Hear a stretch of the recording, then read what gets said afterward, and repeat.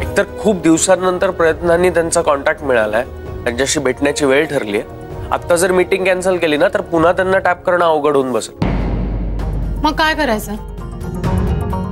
तू meeting attend कर ना दाभोळकरांची. जे आपण एक टीम म्हणून काम करतो.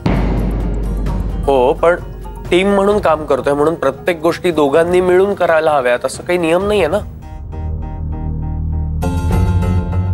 असं झालं तर दोघंही अडकून बसू एकाच ठिकाणी. Good morning. Good morning.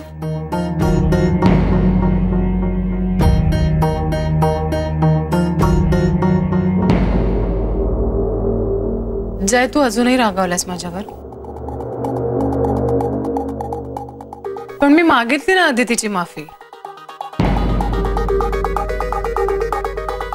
मनापासून मागितली.